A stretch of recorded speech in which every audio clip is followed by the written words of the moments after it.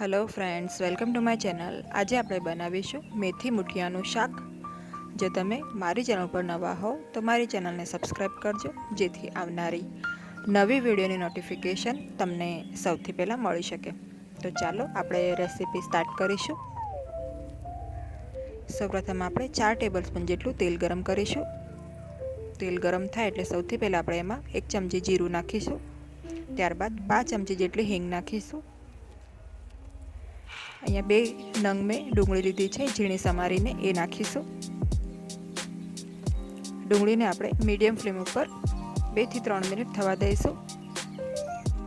તો ડુંગળીનો થોડો colour change થાય અને ડુંગળી શ્રિંક થઈ જાય એટલે આપણે એને 2 થી 3 મિનિટ કૂક કરી લઈશું। એ દરમિયાન આપણે મેથી જોઈ લઈએ।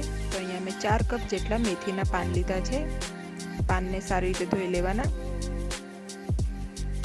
હવે લગભગ 4 કપ આ પાન છે, એમાંથી આપણે 1.5 કપ જેટલા પાન એક બાઉલમાં અલગ કાઢીને મૂકીશું।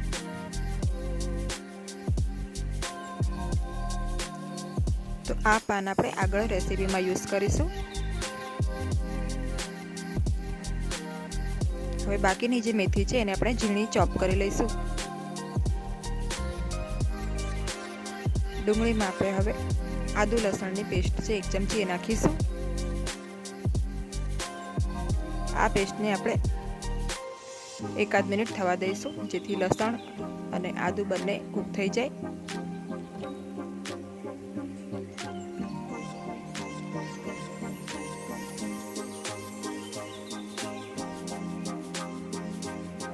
હવે આપણે આમાં 1 મિનિટ બાદ 3 નંગ ટામેટા છે ઝીણા સમારેલા એ નાખીશું।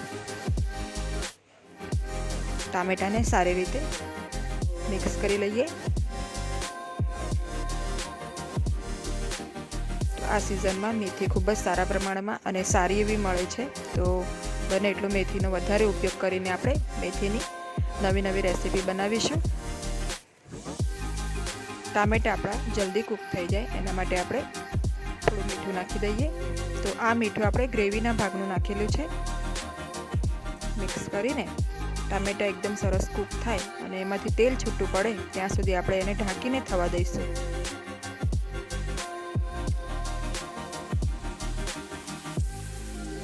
તો હવે આપણે મુઠિયાની પ્રોસેસ કરી લઈએ। તો આ જે 2.5 કપ મેથીના પાન છે એને મેં ઝીણા સમારી લીધા છે। હવે આપણે આમાં 1/4 કપ જેટલું બેસન નાખીશું।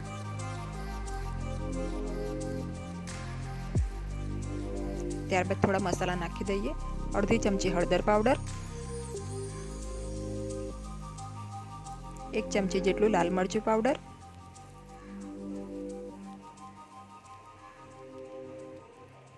2 ચમચી ખાંડ નાખીશું, 1 ચમચી ધાણા જીરુંનો પાવડર નાખીશું, આદુ અને લસણની પેસ્ટ છે અડધી ચમચી જેટલી એ નાખીશું, અજમો છે 1 ચમચી,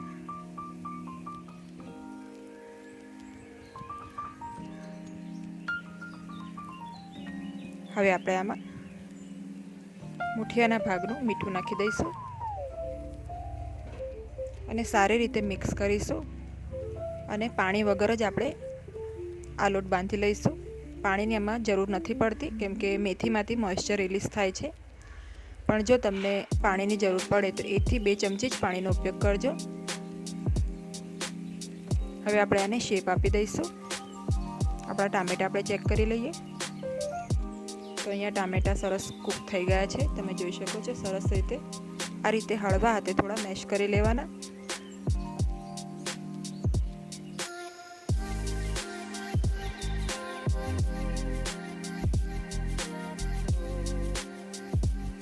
તો અહીંયા આપણા ટામેટા એકદમ સરસ કૂક થઈ ગયા છે, સોફ્ટ પણ થઈ ગયા છે સરસ રીતે। હવે આપણે એમાં મસાલા નાખીશું। 1 ચમચી જેટલું લાલ મરચું પાવડર, અથવા તો તમારા ટેસ્ટ પ્રમાણે તમે મરચું એડ કરી શકો છો, અડધી ચમચી હળદર પાવડર, ધાણા જીરુંનો પાવડર 1 ચમચી, મસાલાને આપણે 1 મિનિટ તેલમાં આ રીતે થવા દઈશું।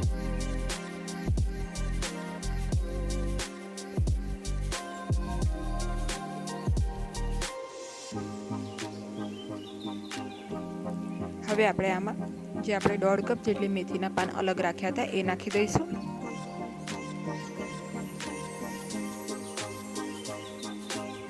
સારી રીતે મિક્સ કરી લઈએ.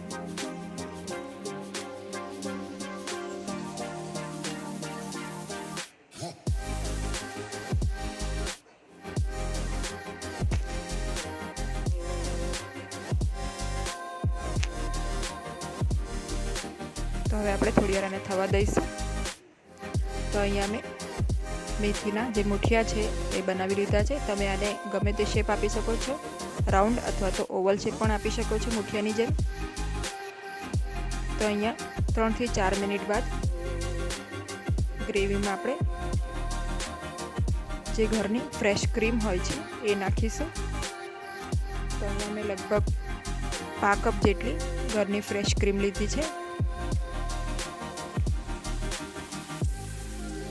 સરસ રીતે મિક્સ કરી લઈશું. તમે જોઈ શકો છો ગ્રેવીનો કલર ખૂબ જ સરસ આવે છે આ રીતે ક્રીમ નાખવાથી, અને જે ગ્રેવીનું ટેક્સચર છે એ પણ ખૂબ જ સરસ બને છે.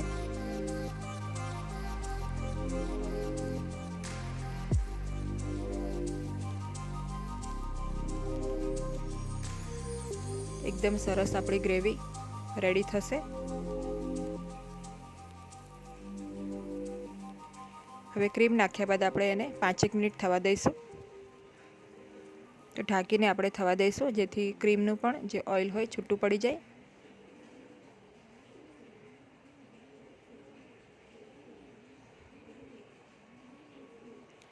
હવે રસો કરવા માટે આપણે અહીંયા 1 કપ જેટલું પાણી નાખીશું. જો પાણી તમે ગરમ વાપરશો તો આની કુકિંગ પ્રોસેસ હજી ફાસ્ટ થઈ જશે અને આપણી જે શાક છે વહેલા બની જશે.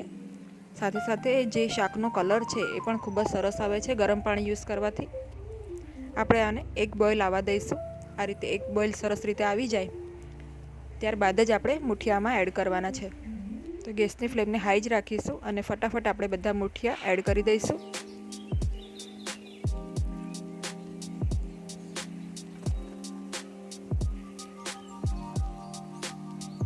તો હાઈ ફ્લેમ રાખવાથી આ રીતે જે બોઇલ છે કન્ટિન્યુઅસ ચાલુ જ રહેશે. મુઠિયા નાખ્યા બાદ આપણે એને મીડિયમ ફ્લેમ કરી દઈશું. ગરમ મસાલો છે 1 ચમચી એ નાખી દઈશું. સારી રીતે મિક્સ કરીને હવે આ મુઠિયા આપણે કૂક થાય ત્યાં સુધી આપણે એને ઢાંકીને થવા દઈશું. તો લગભગ 7 થી 8 મિનિટમાં મુઠિયા કૂક થઈ જાય છે. તો ગેસની ફ્લેમને લો ટુ મીડિયમ રાખીને આપણે મુઠિયાને કૂક કરી લઈશું. વચ્ચે વચ્ચે આપણે 1-2 વખત ખોલીને ચેક કરી લેવાનું છે. અહીંયા હવે લગભગ 8 મિનિટ જેવું થઈ ગયું છે. આમાં આપણે ફ્રેશ ધાણા છે એ નાખી દઈએ. તો અત્યારે મેથી ધાણા ખૂબ જ સારા પ્રમાણમાં મળે છે, તેનો છૂટથી ઉપયોગ કરવો. 1 મિનિટ થવા દઈશું આપણે. તો આપણે જે મેથી મુઠિયાનું શાક છે એકદમ સરસ રેડી છે ગરમા ગરમ. તમે એને પૂરી સાથે, પરાઠા સાથે, ઇવન ફુલકા સાથે પણ એન્જોય કરી શકો છો. ખૂબ જ ટેસ્ટી આ શાક બને છે. પંજાબી શાકને ભૂલાવી દે એટલું સરસ આ ટેસ્ટી શાક બને છે. તો એક વખત ચોક્કસ આ રેસીપી ટ્રાય કરજો. અને આજની આ રેસીપી ગમી હોય તો વિડીયોને લાઇક અને શેર કરજો અને મારી ચેનલને સબસ્ક્રાઈબ કરજો. Thanks for watching.